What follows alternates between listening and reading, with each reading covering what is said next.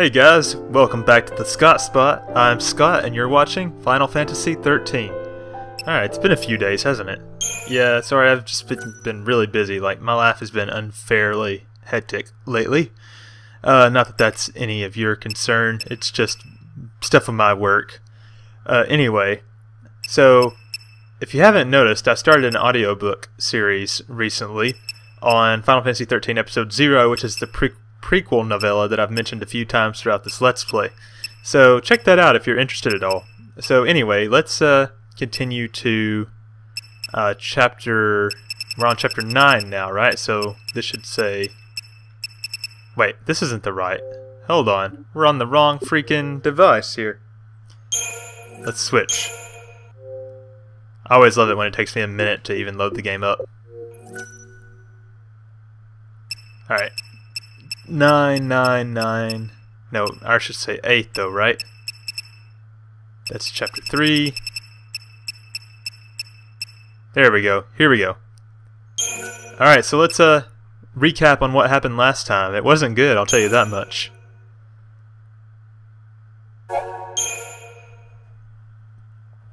Sazh loses his will to go on. With his beloved son transformed into crystal, he has nothing left to live for. He curses Vanille for her part in the tragedy, but killing her won't bring Dodge back.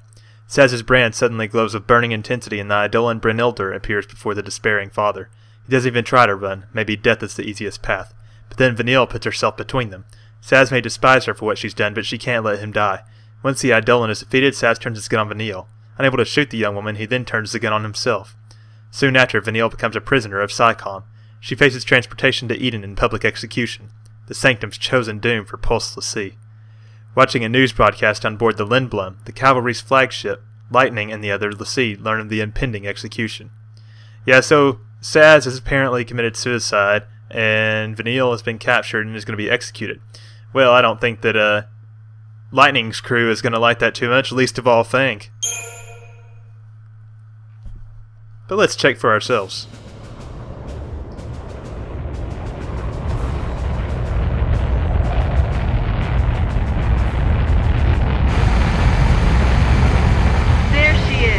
The Palamecia, pride of the Sanctum Skyfleet. This mighty flagship currently serves as a prison for the L'Cie apprehended in Nautilus.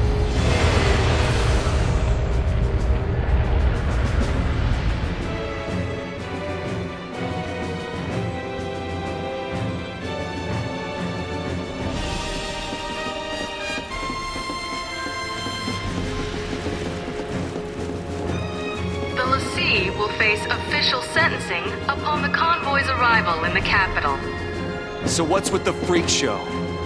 So the Primarch can stand in judgment of the villainous L'Cie, with their execution as the climax. The people will cheer their demise, and Fal'Cie dominion will be undisputed. All part of the plan? Yes, but it also presents an opportunity. In a display of unwavering dedication to duty, the Primarch himself has boarded the Palamecia and focused his personal attention on resolving the Pulse crisis. They're baiting us, trying to draw us out. Bait, huh? Yeah, that's right. Here are your friends. Come and get them. Well, if they're daring us to mount a rescue, I'll take that action. All in. Alrighty, bets are on the table. We leave when you're ready. I'll be standing by. Where are you going to take us, Rick Day? Okay. New merchandise available. And the data log's been updated. Let's see what it has to say, if anything. Let's see, we already read about sugar and rainbows. And Chapter 9, the Sanctum Skyfleet. The Sanctum plans to transport its L'Cie prisoners to Eden, then carry out their execution before a public audience. Brigadier General Range, the cavalry commander, suggests that by showing the death of the Pulse monsters, the Sanctum Fal'Cie hope to quell rising panic and reaffirm their dominion over a society. Lightning and the others can't stand by and let their companions be sacrificed to ensure Fal'Cie's subjugation. Deciding to mount a rescue, they plan to use a Psycom craft to slip aboard the Palamecia, flagship of the Sanctum Skyfleet and prison vessel for the captured FINAL. Galenth Dysley, Primarch and representative of the people, is on board. His presence almost certainly signifies a trap. What other choice do they have? Well, I'm sure that Fang really cares about what happens to Vanille, but I mean, the other ones, the other guys, they barely even knew Vanille. Or Sazh, since as far as they know, he's still alive and well. Oh, we've got quite a few new entries here, or updates. Lightning. Lightning was formerly a sergeant in the Guardian Corps, Bodum Security Regiment. Wanting to outgrow the painful memories of her parents' death, she abandoned her childhood name to take up her current moniker. She retains her family name of Farron. Cursed as her sister was with the fate of FINAL, Lightning's frustration leads her to declare war against the Sanctum. She eventually sees her actions for what they are, an escape from reality. Finally accepting Snow for his genuine efforts to save Sarah, Lightning now fights a different battle. A battle to overcome her focus and see her sister return from crystal slumber. Yeah, so that was basically, here's all the character development Lightning got in the last chapter. It was quite a bit. It's a big turnaround for Lightning, actually. And the whole last chapter was all about Hope, basically. An incidental victim of the Purge, Hope survives the ensuing violence only to become a FINAL. Blaming Snow for his mother's death during the fighting, the boy gives a name to his revenge, Operation Nora. Hope eventually realizes that his rage is simply a crutch to help him through his grief, and decides he needs a real reason to keep on going. He mends his relationship with his father, and sets off on a journey to discover a way to escape his destiny as FINAL. Not to mention his relationship with Snow, how about that? That's probably way more important. And we've learned something new about Bartholomew S. Time, apparently, Hope's dad. Bartholomew is Hope's father, but has difficulties relating to his teenage son. Though deeply upset by his wife's death, he sees how much Hope has grown during the subsequent events, and encourages him to find his own path and make his own decisions. Now wanted by the Sanctum for his actions in aiding FINAL, Bartholomew is currently under the protection of the Cavalry. Okay, so yeah, that wasn't covered in the last chapter, but we're fixing to talk to Hope here in a couple minutes, and that should clear things up. So yeah, he wasn't taken as like a fake hostage. The Cavalry just put him under their protection. So I wonder where they're hiding him. Anyway, Yag Rosh. What do we know new about him? Yag Rosh is a Psycom officer who graduated with results second only to his fellow trainee, Jill Nabat. We knew that already. His leadership skills shown in joint missions with the Guardian Corps earned him the command of the anti-FINAL operations in Palamecia. Despite feeling doubt over the fate of innocents during the Purge, Rosh views the brutal and thankless task of maintaining the overall stability of society to be a soldier's sworn duty. So I was basically just saying that Rosh isn't a total D-bag, I guess. Anyway.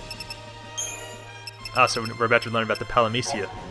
The flagship of the Sanctum Skyfleet, this imposing craft is an anti-pulse juggernaut built using the latest in military technology.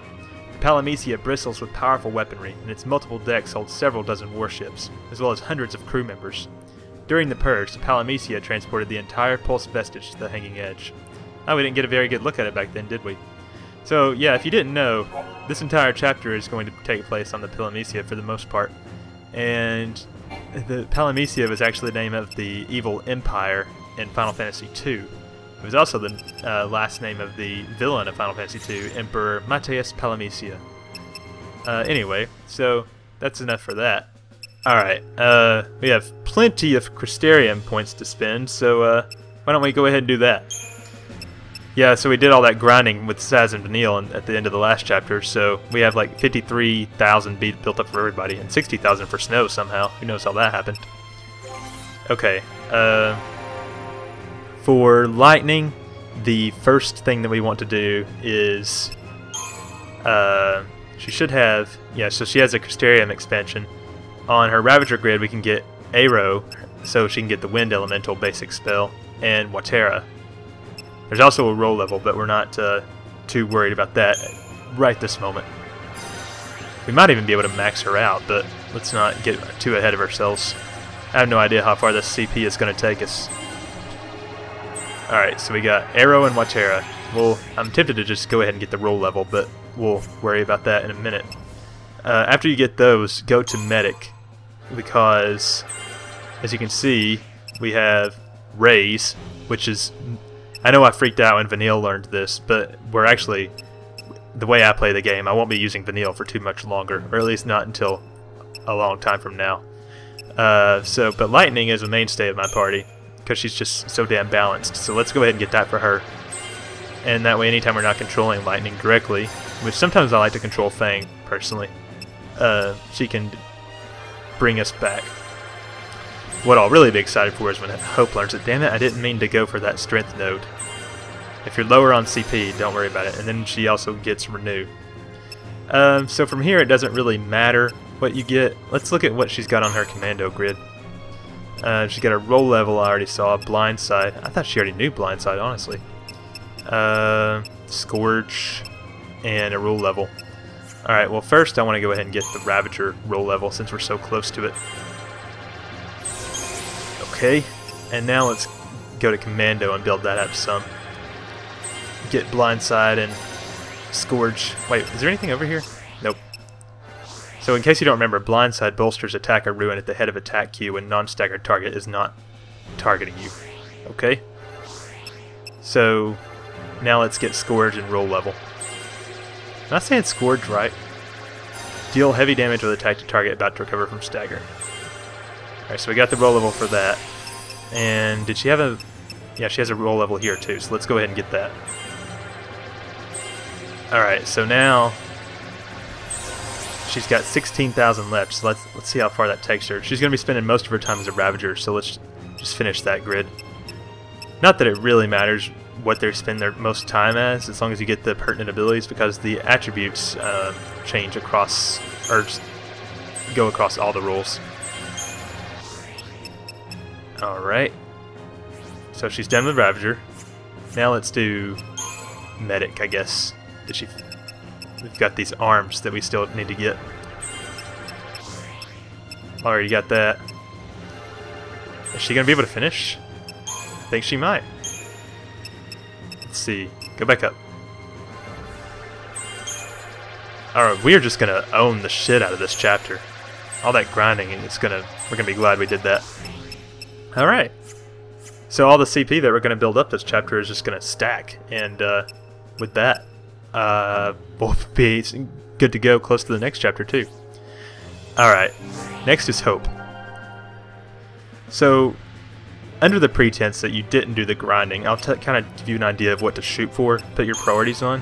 The first thing is on his Synergist grid, you can learn Veil, which raises the target's status ailment resistance. So that's very useful, especially against enemies that like to put those debuffs on.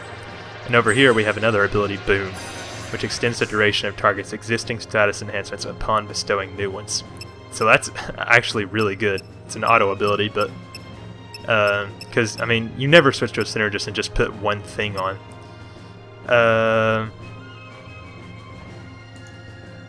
So yeah, he has a roll level over here too, but what's more important is on his Ravager grid.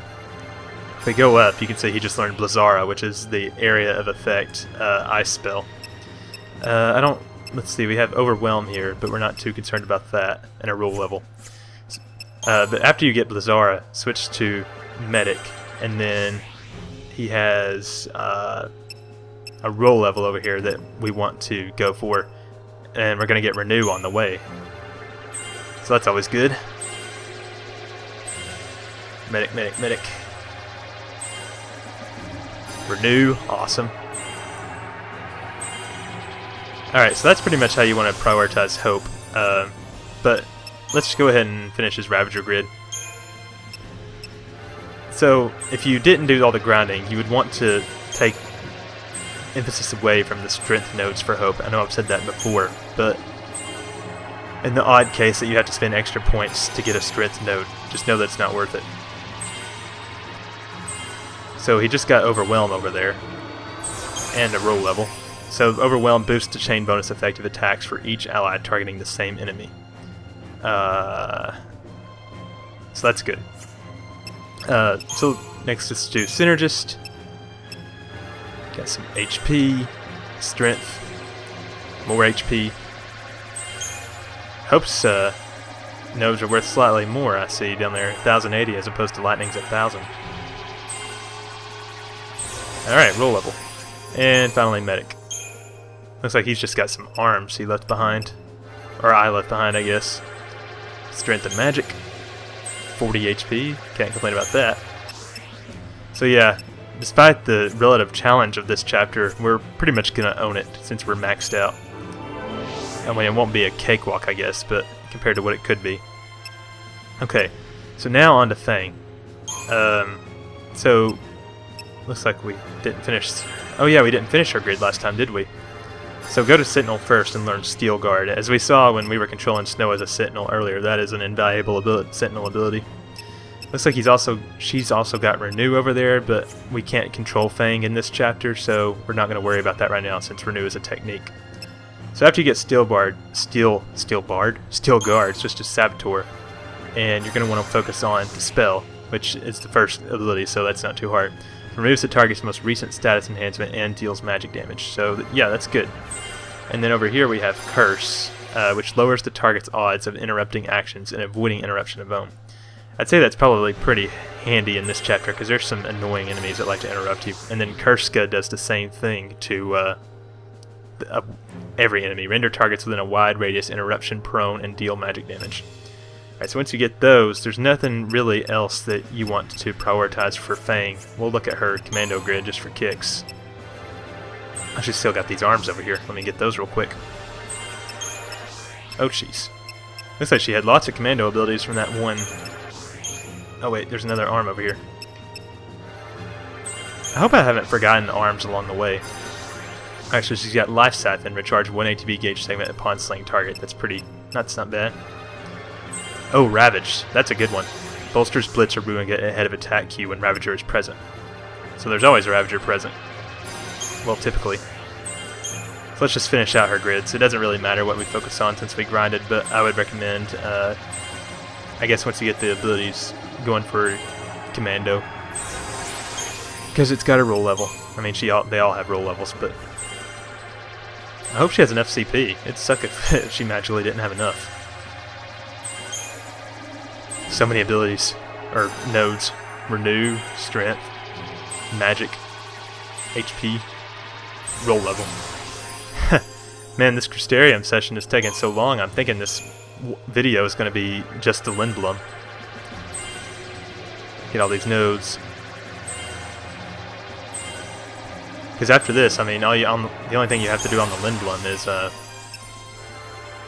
talk to everybody. And that's not even required. So is she done? I guess so. She only had 1322 left. And finally, we have Snow, but we're actually not going to worry about him because we actually won't be using Snow in this chapter. In fact, I may be mistaken, but I think that you're never required to use Snow again. So we're not going to bother leveling him up just yet. Anyway, and even though Snow was injured last time we saw him, he's actually going to come along with us, which is pretty silly in my opinion because he was just bedridden, it looked like. But maybe the Cavalry has some intense medical facilities on board, or maybe lightning used to cure her 1,000 times. Who knows? Oh, so let's start talking to all our compatriots here. We'll start with Brigadier General Sid Raines. The Sanctum Fleet has us under surveillance. While they're busy watching the Lindblum, you slip aboard the Palamecia. The time is right. Our brigade will launch an all-out assault to back you up. Oh, thanks. I hope you guys actually come through with that. You waited till the last second last time. So, if the Sanctum Fleet has them under surveillance, is that like a normal thing, or are they aware that the Cavalry helped us out in Palamecia? That's intriguing. Sergeant Farron, it is essential that you capture the Primarch alive. We need his testimony to convince the people of the Sanctum's true nature. Once people learn of the Fal'Cie deception, it should ease some of this Pulsian panic. With luck, we can avoid the loss of any more civilian lives in the name of this Lassie hunt. Something tells me it's not going to be that easy, Brigadier General. The Sanctum has raised its citizens like livestock under the orders of the Fal'Cie Eden. That all ends today. We will topple the Sanctum and hand the reins of government to the people. This is a battle to wrest control from the Fal'Cie and win Cocoon its freedom. Sid should be like a motivational speaker. Look how tall he is compared to Lightning, though. I wonder how his height compares to Snow's. Okay, remember that Lightning comes up to, like, the bottom of Cid's neck. The Sanctum Fleet has us under. Okay, so we already saw that. Busy. The time is I think each character has 3 lines. Oh, crap.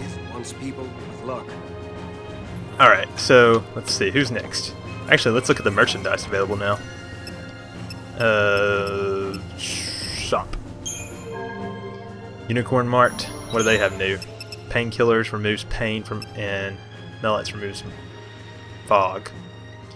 No, I'm not worried about that. Black and white outfitters. Titanium, so it looks like they're just, oh, Shaman's Mark. Increases magic by 50. Well, that's good, but, I mean, that's like not quite 3/5 of my, I mean, that's a lot of my money, so I'm not going to buy that. Lenora's Garage. Just more parts. And the Motherlode. I don't think we've seen this one yet, right? Celebrating 120 years of mineralogical excellence, made possible by the faithful patronage of our distinguished customers. When it comes to stones and metallurgy, Motherlode knows best. So, when they say Motherlode, that just makes me think of Mega Man Legends. If you have not played that series, please, please, please do. Best Mega Man games. In my opinion. Nice store background, too. So yeah, they just sell, I think these are for, I'm not sure if they're for selling or for the instigators on the weapon upgrades. I know instigator is not the right word, but I can't think of the word right now. Anyway, who's next? Snow. So Lightning comes up to a little bit. I think Cid's taller than Snow. Damn, son. And Snow's like the 3rd tallest playable character in the series, or the 4th. I think Umaru and Kimari have him beat. Umaru being from 6 and Kimari from 10.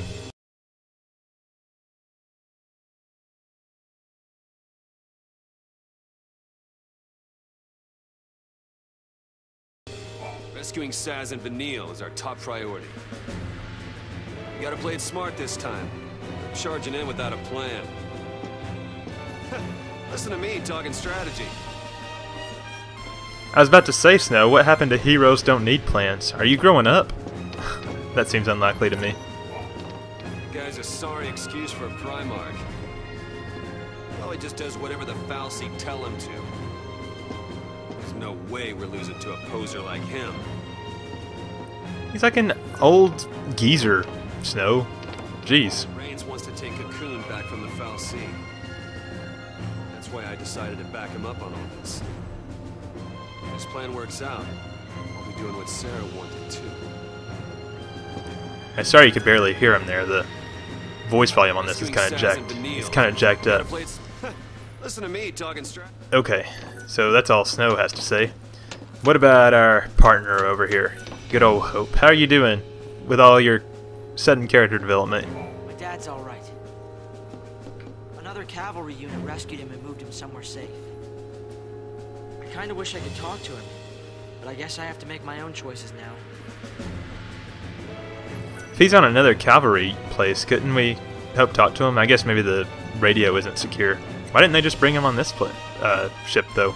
Anyway. Sanctum's supposed to be responsible for ensuring the future of Cocoon. At least that's what I learned in school. I guess in a way they do. It's just that they're ensuring the Fal'Cie's future, not ours. Well, geez, what had the Fal'Cie ever done to you, Hope? Oh, wait. Looks like I ended up in a battle against the Sanctum after all. I guess I'm fighting for a different reason now, though. It's not about revenge anymore. That's good. But really, I don't see how this plot could have ended in any other way except for us versus the Sanctum. My dad's all right. Another Yeah. I kind of wish I could talk. Alright, let's see. Who's next? Random soldier over here. You ready to roll out? No, I'm not ready. You ready to roll out? No. Alright, Fang, what do you got to say, girl? Hot and nasty. Come on, let's get this show on the road. I finally found Vanille again, and I'll be damned if I'm just gonna stand around while she's in trouble. Okay. I kind of figured that's how you were probably feeling about the situation. Not kidding when I say the world can burn if that's what it takes to save Vanille. We've got to get in there and take this Dysley guy down. That'll pay Rains back for helping us out, and be one in the eye for the Sanctum. Their reward for trying to kill us. Man, Fang sure cares a lot about Vanille. They're like, I think the official material describes them as closer than sisters. They're not even blood related though. A lot of people think Fang and Vanille have a lesbian relationship. If that's what you take it as, then more power to you, but I just like to think of them as like sort of a Lightning and Sarah relationship almost. Just really close siblings. So Rains is Brigadier General, and you're a sergeant? What's with the whole ranking system anyway? You Cocoon folks sure like your rules and regulations. Explains why you've put up with the Sanctum's nonsense for so long. Well, what? Pulse didn't have anything like that? Like, I know Pulse had priests back in your day. You probably don't have anything new to say. Let's get this show on the road. I finally found... Okay, let's see, Rig Day's over here. Talking to him is going to be how we move forward. Yes, sir. That's an interesting looking ship. Whew, there it goes. Man, these cavalry people sure do hate Psycom. How did Rains ever manage to get a whole brigade of people that are like-minded and want to take down the Fal'Cie? Anyway, alright, Rig Day. And once we take off, there's no turning back. You sure you're ready? Ready as we're ever going to be.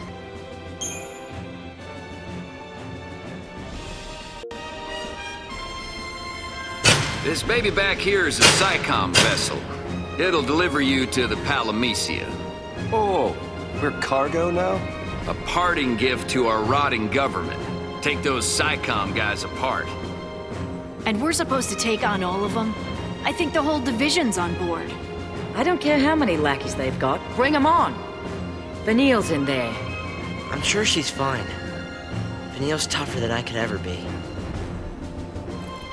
Hope, are you scared? Yeah, I'm terrified. But I'll be okay. Because I have you, and this guy, and Fang. We're all in this mess. We gotta stick together. Right. Enough with the bonding. It's go time. What do you mean, this guy? I think you know what he meant, Snow. But anyway, guys, I think that's going to be just about the end of the episode. So next time, yes, we will finally storm the Sanctum Skyfleet, Palamecia. It's going to be quite the battle. A lot of action in this chapter and a lot of battles, but there's going to be some exciting plot developments too, so look forward to that. Again, guys, thanks for watching the episode. Click subscribe if you enjoyed what you saw. I'd greatly appreciate that. Thanks for being awesome, and thanks for checking out TheScottSpot.